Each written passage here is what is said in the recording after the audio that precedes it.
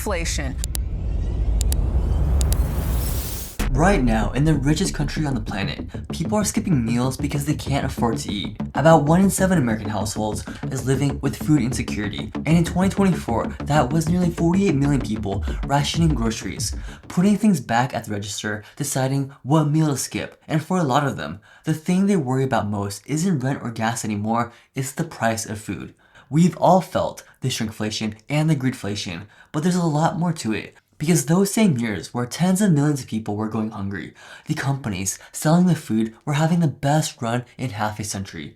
Food industry profits hit their highest levels in 50 years. So everybody's broke and everybody's rich off the same groceries, and both can't be true at once unless somebody is quietly taking something.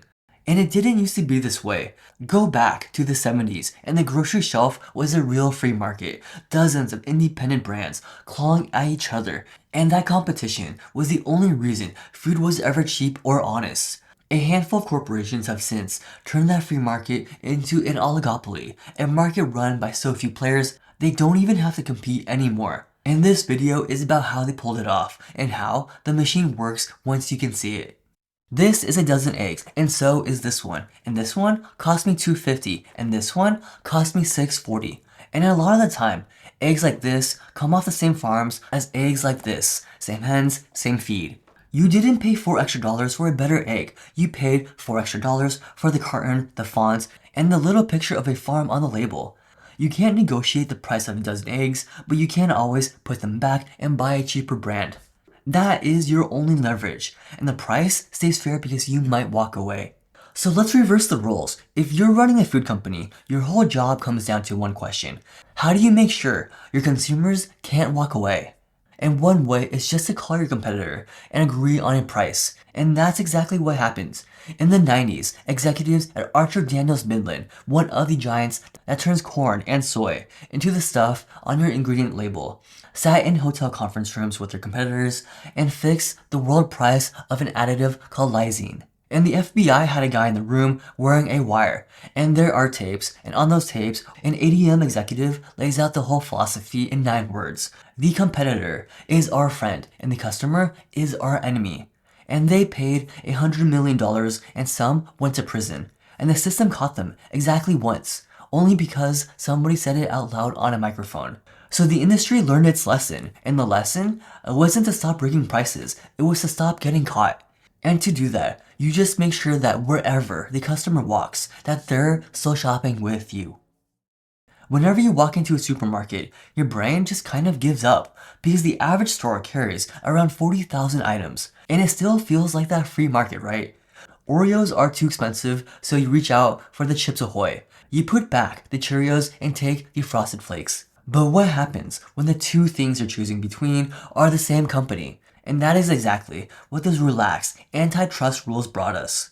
Once the government decided bigger was better, the merger mania started. Kraft, General Foods, Nabisco, all folding into each other. And by the early 90s, a tobacco company, Philip Morris, was somehow the largest food producer on the planet. And today, if you trace the ownership of the middle aisles, you'll find about 10 companies, and those 10 control about 80% of the world's food supply. Take Nestle. Obviously they sell chocolate, but you are eating light, so you grab a lean cuisine, and that's Nestle. Feed your baby. Gerber's is Nestle. Feed the dog. Purina's is also Nestle. You give up and buy a bottle of water, and Perrier and San Pellegrino are Nestle as well. Or PepsiCo, which most people think is just soda. It's also Lay's, Doritos, Cheetos, and Gatorade. You could stand at the snack wall, grab 5 bags that look like 5 different companies, and hand every dollar to the same one. And when people started fleeing to organic brands to get away from Big Food just bought the organic brands. Take Annie's, the mac and cheese with a little bunny that looks like it came off a family farm. That's General Mills. Honest Tea with Coca-Cola. Tom's of Maine, the crunchy natural toothpaste, is Colgate's. So the choice isn't fake because somebody lied to you. It's fake because you're just picking which piggy bank to drop your money into, and they all empty into the same accounts. And once a market is run by a handful of players, they don't have to fight anymore. They only have to coordinate. If General Mills raises Cheerios 50 cents, Kellogg's doesn't have to undercut them. It raises Frosted Flakes 50 cents as well. And it's what we call price leadership, and it's completely legal. So you have an industry that doesn't have to compete, but what if you handed a crisis? For 3 years, we have gotten the same story. Supply chains, Ukraine, wheat, diesel. We're so sorry to raise prices, but our costs went up and we have to pass it along to you. And to be fair, that part is legal. Freight spiked, wages rose, and energy got more expensive. But think about what that story means. If you're a company and your costs go up $1 and you raise your price $1, you're not making extra money, you are just covering the dollar. So if these companies were only passing on costs, their profits should all be steady. But of course, they're not. They exploded. For 40 years, extra profit was about 1/10 of any price increase. Then everything got expensive and that flipped. One study found that in mid-2023, more than half of our inflation was just companies padding profits. Not higher costs, just profit. And that money didn't go to a farmer or a trucker or a ship stuck in a canal. It went straight to the bottom line. And economists call it profit-led inflation. And the internet came up with a better word, otherwise known as greedflation. For your typical family, that's landed at something like an extra $200 to $300 a month, every single month. And that's a car payment you're making to nobody. And maybe some of that was an accident, but there's a concept called rockets and feathers, where costs go up and prices rocket up.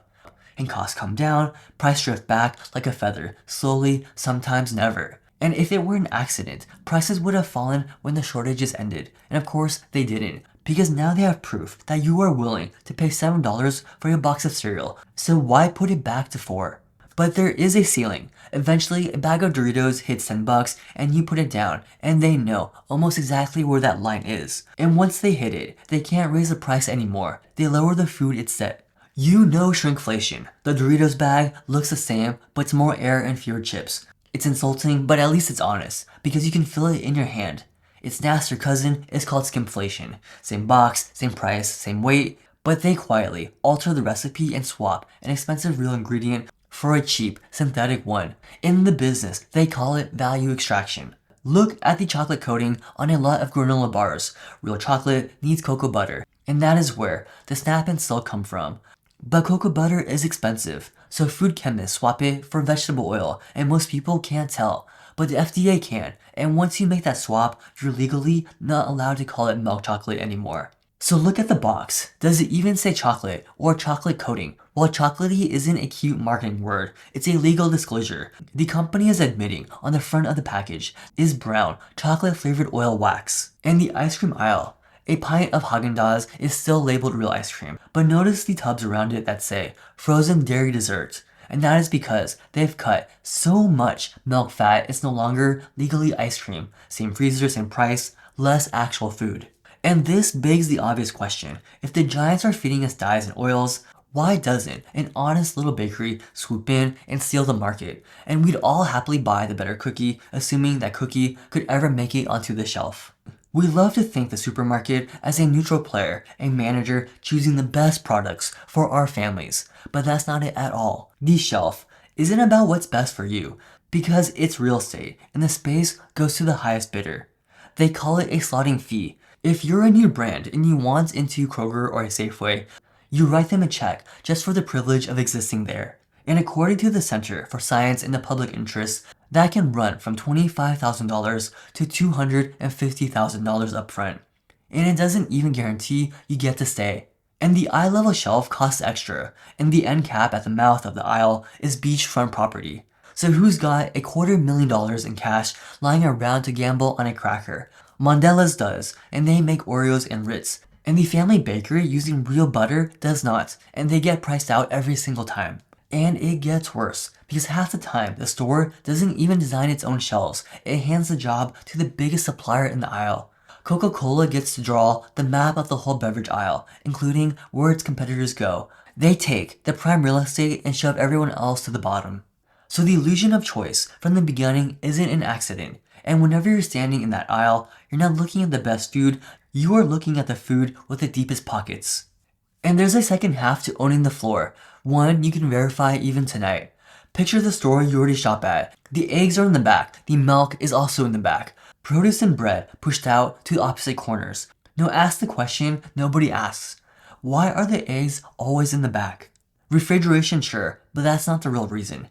Eggs are one of the most reliable things in the building. Almost everybody who walks in came for one of maybe 5 items: eggs, milk, bread, chicken, bananas. So the store scatters those 5 to the 4 corners, which means to get the eggs, you cross the store, and to get the bread, you cross it again. And what are you crossing? The Doritos, the Coke, the Oreos, every category we just took apart. The chocolatey coating, the fake blueberries, the brands that paid a fortune to sit at your eye level at the exact moment you walk past. And that is the whole design. The staples you actually came for are the farthest apart, so getting them means walking past everything they want you to buy on impulse. You didn't wander into the cookie aisle. The layout put it between you and the eggs. So given all of this, what do you actually do about it?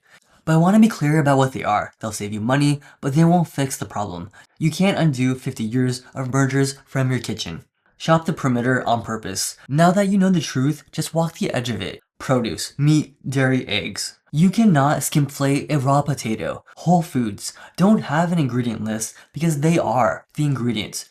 So skip the aisle, and that money was spent on nothing. And number 2, buy the generic. Remember the eggs. The worst kept secret in manufacturing is that half the time, Kirkland or Great Value comes off the same line in the same plant as the name brand, and they just change the label at the end of the run. So when you pay up for the name, you are paying for the commercial and the slotting fee and not for better food. And number 3, buy the list and not the store. The whole game in that building is getting you to spend on wants while you think you're spending on needs.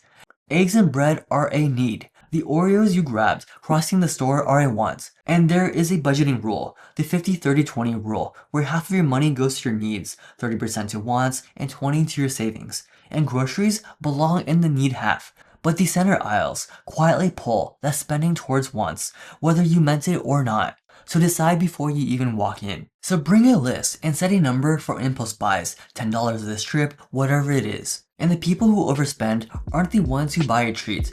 They are the ones who never set a budget and essentially let the grocery store shop them. And at the bottom of all of this is capitalism, consumerism, and a machine built to make you overconsume. But once you can see how it works, you stop being the one it works on. You get to use it instead of it using you. And every dollar you don't hand over on autopilot is a dollar that stays yours. And if you like this kind of thing, this mix of consumerism and personal finance, hit a like and subscribe so you don't miss out on the next video. And speaking of the middle aisles, a huge amount of our worst spending comes down to ultra-processed foods. So watch the next video on how ultra-processed foods are quietly keeping you poor.